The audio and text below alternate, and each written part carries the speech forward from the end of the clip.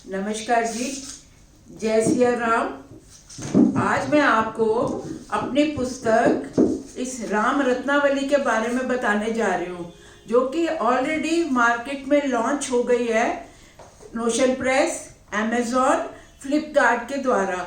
और उनके सारे लिंक्स इस वीडियो के नीचे डिस्क्रिप्शन पार्ट में दिए हैं ऑनलाइन ऑर्डर देने के लिए। आप इसको गूगल में भी लिख के पता कर सकते हैं, राम रत्नावली बाय प्रेमलता उप्पल, आपको डिटेल मिलेंगी। आपसे रिक्वेस्ट है, प्लीज पूरी वीडियो जरूर देखिएगा। अच्छी लगे तो उसको लाइक कीजिए, शेयर कीजिए और कमेंट कीजिए। और अब मैं बताती हूँ इस पुस्तक में क्या है। पुस्तक तो लॉन्च हो चुकी पहले, लेकिन ऐसी जिज्ञासा थी कि इस पुस्तक में क्या है, जानना चाहते हैं लोग, इसलिए मैं आपके सामने प्रस्तुत कर रही हूँ कि इस राम रत्नावली में क्या है। इस राम रत्नावली पुस्तक जो है ये एक बहुत अद्भुत रचना है। कैसे अद्भुत है? जिसमें तुलसीदास जी के रामचरितमानस को 31 ज्ञानवर्धक टॉपिक्स में पेश किया गया है, बड़ी सरल रोचक राम कथा के साथ। आप पढ़ेंगे तो निहाल हो जाएंगे कि इतना ज्ञान है रामचरितमानस में। तो इसके बारे में अब पुस्तक में क्या क्या लिखा गया है। सबसे पहले थोड़ा सा अपना परिचय दिया, उसके बाद निवेदन दिया कि ये पुस्तक मैंने क्यों लिखी। इसके लिखने का कारण था कि आज के व्यस्त जीवन में किसी के पास समय नहीं है कि वो रामायण, रामचरितमानस या पुस्तकों, महाभारत ग्रंथ को लेके आराम से बैठ के पढ़े, उसको समझे, उसको सुने। तो इसलिए सारी तुलसीदास जी के सारे रामचरितमानस को 31 विषयों में मैंने पेश किया कि क्या विषय है, कितना ज्ञान है उनमें। आप पढ़ेंगे तो आप खुद चकित हो जाएंगे कि हमने आज तक रामायण की चौपाइयों दोहों को ढोलकी, चिमटा गा गा के, नाच नाच के ही गाया और सुनाया, लेकिन इसमें इन दोहे चौपाई जो हम गा गा के गाते रहे, उसमें कितना ज्ञान है, ये आपको ये 31 विषय बताएंगे। और आप चकित रह जाएंगे कि आज तक हम इतने ज्ञान से वंचित ही रह गए। तो सबसे पहले मैंने इसमें छोटा सा अपना परिचय दिया और निवेदन यही किया कि आज के व्यस्त जीवन में लोग सरलता से एक एक विषय पढ़ के, कभी पढ़ो, कैसे पढ़ो, उसको पढ़ के और पूरी रामचरितमानस का ज्ञान बड़ी सरलता से प्राप्त कर सके। उसके बाद तुलसीदास जी की छोटी सी संक्षिप्त जीवनी दी है। अब मैं आपको 31 विषय कौन से हैं उसके बारे में बताना चाहती हूँ, और आप उसको ध्यान से सुनेंगे, समझेंगे और आपको बहुत कुछ पता चलेगा रामचरितमानस में, जिसके बारे में शायद अभी तक नहीं पता होगा। सबसे पहला विषय है रामचरितमानस की लेखन विधि क्या है। इस विषय में बताया गया है कि कांड के रामचरितमानस में कितने कांड हैं, प्रत्येक कांड में कितने दोहे हैं, दोहे और सोठे में क्या अंतर होता है, और प्रत्येक कांड का आरंभ और उसका समापन तुलसीदास जी ने कैसे किया। विषय नंबर 2, इस ग्रंथ का नाम रामचरितमानस क्यों पड़ा। आप पढ़ेंगे हैरान रह जाएंगे, इतना साधारण सा विषय है, लेकिन तुलसीदास जी ने बहुत अच्छी तरह इसको बताया। तीसरा विषय है राम शब्द की व्याख्या। राम में 2 अक्षर आते हैं, रा और मा। एक ही दोहा रामचरितमानस का इतनी अच्छी तरह से व्याख्या करता है कि रा कैसे छत्र के समान और माँ अक्षर कैसे मुकुटमणि के समान शोभित होता है इस राम नाम में। विषय नंबर 4, रामचरितमानस में 4 घाट बताए गए हैं। 4 घाट इसलिए कि 4 वक्ता 4 श्रोताओं को पूरा रामचरितमानस सुना रहे हैं। कौन? काकभूषणी जी, याज्ञवल्क्य जी भारद्वाज को, काकभूषणी जी गरुड़ जी को, और शिव जी पार्वती जी को, और तुलसीदास जी संतों को। इन चारों श्रोताओं और वक्ताओं को 4 घाट के रूप में प्रस्तुत किया गया है रामचरितमानस में। और इस विषय में आपको ये पता चलेगा चारों वक्ताओं ने ये कथा क्यों, कैसे और क्यों, कब सुनाई। इसका पूरा जानकारी आपको इस विषय द्वारा मिलेगी। इसके बाद 7 विषय, गुरु महिमा, संत और सत्संग के गुण, असंत के क्या लक्षण होते हैं, संत और असंत में में क्या अंतर होता है, राम नाम की क्या महिमा है, राम कथा का क्या महत्व है और राम कौन है।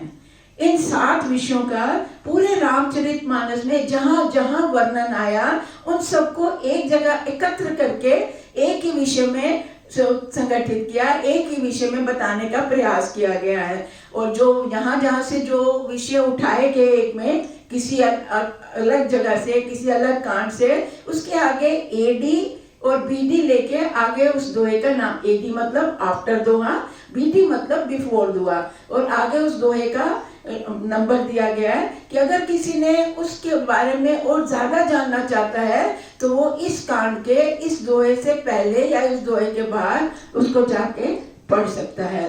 अब टॉपिक नंबर 12, तुलसीदास जी ने जो रामचरितमानस लिखी उनको तभी समझ में आ गया कि ये सबको पसंद नहीं आएगी। जो तो राम को पसंद करते हैं, जिनको राम प्रिय हैं, जो राम की भक्ति करते हैं, उनको तो ये ग्रंथ बहुत अच्छा लगेगा। लेकिन इसकी क्रिटिसाइज करने वाले भी बहुत लोग होंगे जो इसके बारे, तो उन्होंने अपनी इस रचना के बारे में इसके खुद ही गुण और दोष बताए, किसको अच्छा लगेगा किसको नहीं अच्छा लगेगा। रामचरितमानस का एक अद्भुत विषय कि रामचरितमानस को एक सरोवर के रूप में तुलसीदास जी ने कितना अच्छा सुंदर वर्णन दिया है, और कैसे कैसे सरोवर की एक एक वस्तु का उस रामचरितमानस के प्रसंग, संवादों या विषयों से कैसे तुलना की है, इसके बारे में आप सुनिए। जो 4 घाट अभी बताए कि 4 वक्ता 4 श्रोता जो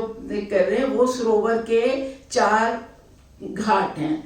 उसके बाद इसके 7 कांड हैं, बालकांड, अयोध्या कांड, अरण्य कांड, किष्किंधा कांड, सुंदर कांड, लंका कांड और उत्तर कांड। ये 7 कांड जो हैं ये सरोवर की 7 सीढ़ियां हैं, उसके बारे में बताया गया है। उसके बाद में प्रसंग और कथाएं जो रामचरितमानस में आई हैं उनकी तुलना तुलसीदास जी तोते, कोयल, सुंदर पक्षी और पक्षियों के साथ की है। घाट के सरोवर के 2 किनारे हैं जिसमें लोकमत और वेद मत, ग्रंथ के बारे में लोकमत क्या है और वेद मत क्या है। 4 भाइयों का जो चरित्र है, राम, लक्ष्मण, भरत, शत्रुघ्न, उसकी तुलना सरोवर में खिले हुए रंग बिरंगे कमलों के साथ की गई है। परशुराम जी का जो क्रोध दिखाया उसको एक सरोवर की भयानक धारा बताया गया है। और 4 भाइयों का जो विवाह का प्रसंग है उसको इस सरोवर में आई हुई कल्याणकारी बाढ़ कहा गया है। कई की जो कुबुद्धि जिससे राम जी को वनवास मिला उसको सरोवर की काई बताया गया है। भरत का जो चरित्र है उसका वर्णन किया गया है जैसे नदी तट पर बैठ के कोई तप या यज्ञ हो रहा हो। और बहुत सुंदर 6 ऋतुओं में बांटा गया रामचरितमानस को। शिव पार्वती का विवाह जो कि रामायण कथा शुरू होने से पहले ही बताया जाता है। कहते हैं शिव में जिसको श्रद्धा आ गई उसको राम अपने आप ही मिलेंगे, उनको राम कथा अपने आप ही अच्छी लगेगी। तो रामायण के शुरू में सबसे पहले शिव पार्वती चरित्र ही बताया गया है। उसकी तुलना इन्होंने हेमंत ऋतु से की।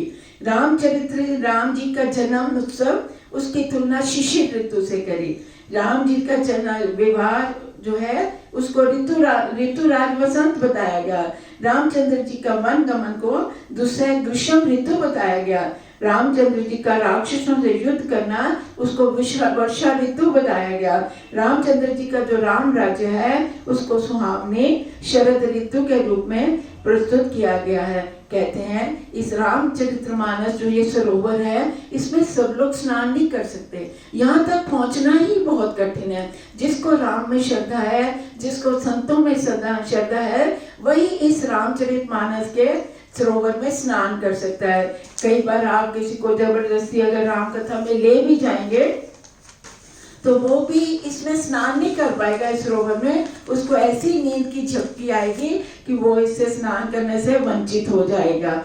अब हमारा विषय नंबर 14, राम जन्म के क्या कारण है, इसको बताया गया है। रामचंद्र के जय विजय के जो श्राप मिला था और जलंधर कथा, नारद मुनि ने जो श्राप दिया भगवान विष्णु को, स्वयंभु मनु और शतरूपा का तप, प्रताप भानु राजा की कथा, इन पांचों कारणों का बहुत सुंदर वर्णन किया है कि राम भगवान विष्णु क्यों राम अवतार लेके धरती पे आए। विषय नंबर 15, श्री रामचंद्र जी जब वन में जाते हैं उस टाइम भरत जी जो है वो अपने ननिहाल गए होते हैं। वो ननिहाल से वापस आते हैं जब उनको पता चलता है कि मेरी वजह से रामचंद्र जी वन में गए हैं, तो उनके अति प्रशंसनीय और संवेदनशील जो संवाद वो बोलते हैं गुरु जी के साथ, माताओं के साथ, सभासदों के साथ, इसमें उसका पूरा वर्णन दिया गया है। विषय नंबर 16, वन में वशिष्ठ जी, राम जी और भरत जी के बीच में जो संवाद होता है उसका सारा वर्णन इसमें है। 17वां विषय भरत जी और राम जी का संवाद। निहाल हो जाएंगे सुनेंगे कि दो भाइयों का प्रेम। छोटा भाई कहता है जो आप कहोगे वो करूंगा, रामचंद्र जी कहते हैं तू जैसे कहेगा वैसे करूंगा। अति सुंदर प्रसंग है भरत संवाद और राम संवाद। इसको 17 नंबर विषय में बताया गया। 18 नंबर विषय में बताया गया वन में रामचंद्र जी लक्ष्मण जी को बताते हैं कि लक्ष्मण, ईश्वर और जीव में भेद क्या है। आप इस विषय को पढ़ेंगे, इतना ज्ञानवर्धक ये विषय है कि वाकई ईश्वर और जीव में क्या अंतर है। वो प्रभु राम जी अपने मुख से क्या वर्णन करते हैं लक्ष्मण जी को। विषय नंबर 19, भगवान वन में शबरी के आश्रम में जाते हैं, वो वहां शबरी को नवदा भक्ति बताते हैं। उस नवदा भक्ति का वर्णन इस 19वें विषय में है। विषय नंबर 20, जब सुग्रीव बाली को मार के भगवान राम सुग्रीव जी को राज्य देते हैं, तो जितनी देर में सुग्रीव वानरों को सीता जी का पता लाने के लिए भेजे, तो ये प्रवर्षण पर्वत पे निवास करते हैं लक्ष्मण जी के साथ। राम जी जब लक्ष्मण जी के साथ प्रवर्षण पर्वत में रहते हैं, तो उस समय के बीच में वहां 2 ऋतुएं आती है, वर्षा ऋतु और शरद ऋतु। राम जी लक्ष्मण जी को कैसे वर्णन करते हैं, एक एक चीज की कैसे तुलना करते हैं, उसको शब्दों में बखान ही नहीं किया जाता, उसकी क्या महिमा है। इतना सुंदर वर्णन, वो भी प्रभु के मुख से लक्ष्मण जी को बताना। थोड़े सा उदाहरण मैं आपको यहाँ देना चाहती हूँ। राम जी वर्षा ऋतु के बारे में क्या कहते हैं, लक्ष्मण, मोरों के झुंड देखो बादलों में ऐसे नाच रहे हैं जैसे कोई वैरागी गृहस्थी विष्णु भक्त को देख के प्रसन्न होता है और नाच उठता है। लक्ष्मण, बिजली की चमक बादलों में ठहरती ही नहीं, क्योंकि जैसे दुष्ट लोगों की प्रीति कभी स्थिर नहीं होती, वैसे ही बिजली की चमक जो है बादलों में ठहर ही नहीं रही। लक्ष्मण, पृथ्वी घास से परिपूर्ण, इतनी बड़ी बड़ी घास लक्ष्मण वो उत्पन्न हो जाती है कि रास्ता ही नहीं दिखता कि किधर से रास्ता ढूंढे। वो इस तरह लगता है जैसे कि कोई पखंड मत शुरू होता है और सब लोग उसी को ही देखने लगते हैं, उसी तरफ चलने लगते हैं, हमारे सदग्रंथ उसमें लुप्त हो जाते हैं। बादल जहां तहां देखो गुम हो जाते हैं, बादल निकलते हैं इधर से गुम हो जाते हैं उधर, कहाँ बादल दिखते हैं कहाँ नहीं। ऐसे लगता है जैसे पुत्र उत्पन्न होने से पूरे परिवार के धर्म और श्रेष्ठ आचरण लुप्त हो जाते हैं। अब वर्षा ऋतु गई तो शरद ऋतु को कैसे बताते हैं लक्ष्मण जी को। राम जी कहते हैं, लक्ष्मण देखो नदियों तालाबों का पानी कैसे निर्मल हो गया, कीचड़ रहित हो गया है, जैसे मद मोह से रहित संतों का हृदय। ना कीचड़ है ना धूल, धरती निर्मल लग रही है जैसे किसी नीति निपुण राजा को राज्य मिल गया हो। बिना बादलों के निर्मल आकाश जैसे भगवत भक्त जैसे आशाओं को छोड़कर सुशोभित हो रहा हो, और मच्छर जाड़े के डर से ऐसे नष्ट हो जाते हैं जैसे ब्राह्मणों के साथ वैर करके कुल का नाश हो जाता है। विषय नंबर 21, प्रभु श्री रामचंद्र जी एक बार सभी सभासदों को बुला के वशिष्ठ जी की उपस्थिति में सबको ज्ञान देते हैं कि ये मनुष्य शरीर और मनुष्य जन्म क्या है, इसका क्या महत्व है। बहुत अच्छी चौपाइयां और दोहे हैं जिसमें रामचंद्र जी पूरा वर्णन करके सबको ज्ञान देते हैं मनुष्य शरीर और मनुष्य जन्म के बारे में। अब आगे 22वां अध्याय, जब रावण के साथ रामचंद्र जी युद्ध करते हैं तो रावण रथ पे सवार होता है, लेकिन प्रभु राम के पास कोई रथ नहीं होता। तो विभीषण को बड़ा दुख लगता है कि अरे प्रभु आपके पास कोई रथ नहीं है। वहां इतना बड़ा ज्ञान रामचंद्र जी विभीषण को देते हैं। कह रहे हैं विभीषण मेरे पास जय रथ है। इस जय रथ का वर्णन आप अगर पढ़ेंगे तो पता चलेगा भगवान ने कैसे वर्णन किया अपने रथ के बारे में। उसके बाद 23वां अध्याय काकभूषण जी गरुड़ में, जब एक बार नाग युद्ध करते हुए राम लक्ष्मण जी नाग पाश में बंध जाते हैं, वहाँ वो दैत्यों की माया से, मेघनाथ की माया से, तो हनुमान जी कहते हैं गरुड़ जी को लेके आते हैं कि आप नाग को, गरुड़ ही नाग को खाते हैं, कि इनको प्रभु को नागपाश से छुड़ाओ, आप नागों को काटो और इसमें प्रभु को नागपाश से बाहर निकलेंगे। तो गरुड़ जी को एक संदेह होता है कि लोग तो कहते हैं ये भगवान है और मैं इनका तो एक छोटा सा वाहन हूँ और मैं इनके नागपाश को काटूंगा, ये नागपाश में कैसे बंधे। तो वो शंकर जी के पास जाते हैं, कहते प्रभु ऐसे ऐसे बताइए कि राम को तो सब भगवान कहते हैं, आप बताइए कि ये राम भगवान है या ये राजा दशरथ के बेटे हैं। तो उनको वो शंकर प्रभु शिव कहते हैं कि आप इसके बारे में जाकर काकभूषण जी से पूछिए, वो राम कथा करते हैं। और जब गरुड़ जी वहां जाते हैं तो काकभूषण जी उनको जो कथा सुनाते हैं पूरी रामायण की, तो उसको हम बड़े सभी लोग जानते हैं, उसको गरुड़ रामायण से जाना जाता है। तो 23वां विषय हमारा है काकभूषण गरुड़ रामायण। जब पूरी रामायण सुनने के बाद गरुड़ जी कई सवाल पूछते हैं काकभूषण जी से। काकभूषण जी से पहला सवाल वो पूछते हैं कि काकभूषण जी आपको कौवे का जन्म क्यों मिला और आपको ये रामचरितमानस का ज्ञान किससे प्राप्त हुआ। तो काकभूषण जी उसका पूरा वर्णन देते हैं और गरुड़ जी को बताते हैं। उसके बाद प्रभु की माया, इसके बारे में वो पूछते हैं। 25वां विषय है प्रभु की माया। 26वां विषय काकभूषण जी कहते हैं गरुड़ जी को, गरुड़ जी मेरे को भी संदेह हुआ था राम जी के बारे में जैसे आपको हुआ, लेकिन रघुनाथ की प्रभुता को कोई नहीं जान सकता। इसमें रघुनाथ जी की प्रभुता बताते हैं काकभूषण जी। श्री राम जी के निज सिद्धांत, इसके बारे में ज्ञान देते हैं गरुड़ जी को। 28वें विषय में काकभूषण जी अपने निज अनुभव बताते हैं प्रभु राम के बारे में। 29वें विषय में कलयुग के क्या लक्षण है, ये काकभूषण जी गरुड़ जी को पूरी अच्छी तरह विस्तृत रूप से बताते हैं। 30वां विषय ज्ञान और भक्ति के क्या अंतर है, तो काकभूषण जी पूरा अच्छी तरह उनको अंतर समझाते हैं। और 31वां लास्ट विषय जो है वो है गरुड़ जी 7 प्रश्न पूछते हैं काकभूषण जी से। वो क्या प्रश्न है, सबसे दुर्लभ शरीर कौन सा है, पहला प्रश्न।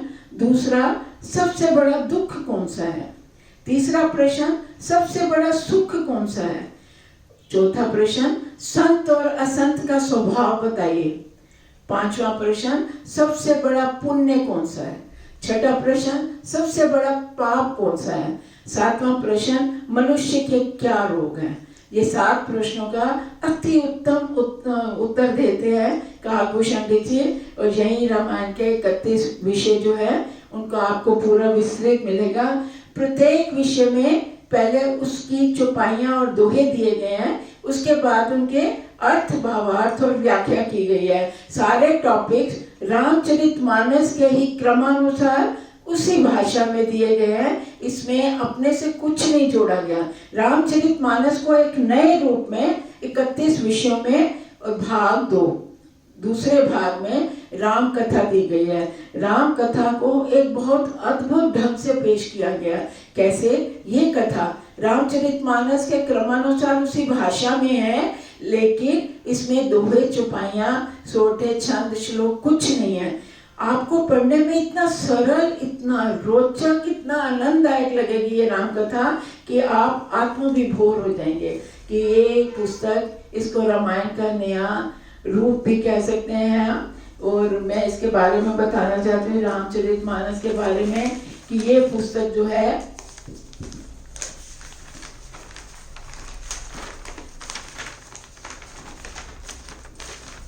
वैसे तो हम सब जानते हैं रामचरित रामायण जो है हिंदुओं का बहुत प्रसिद्ध, लाभकारी, फलदायक ग्रंथ है, जिसका पाठ प्राय सभी शुभ अवसरों में किया जाता है। गृह प्रवेश, शादी ब्याह, नामकरण संस्कार, नवरात्रों, 24 घंटे का अखंड पाठ या 9 दिन का पाठ। रामायण को मूल रूप से सभी जानते हैं कि राजा दशरथ होते हैं, उनकी 3 रानियां होती हैं, 4 बेटे होते हैं, राम वनवास होता है, सीता हरण होता है, लंका दहन होता है, रावण होता है, ये सब के बारे में सब जानते हैं।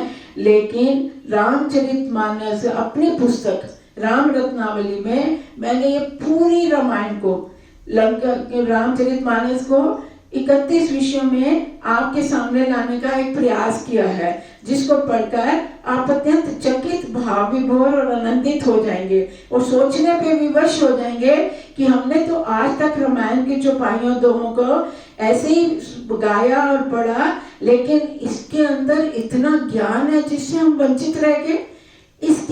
इस पुस्तक को आप राम कृपा, ये राम की आज्ञा ही समझिए कि प्रभु राम ने 3-4 वर्षों तक मुझ जैसी अल्प बुद्धि द्वारा पूरी रामचरितमानस को पूरी संवेदना से दिन रात बार बार पढ़वाया और उसके सारे संवाद, वर्णन, प्रसंगों जैसे हीरे मोतियों को चुनवा चुनवा के विषयों द्वारा लिखवाया, छपवाया और इस पुस्तक राम रत्नावली की माला के रूप में सारी दुनिया के सामने प्रस्तुत करवा दिया।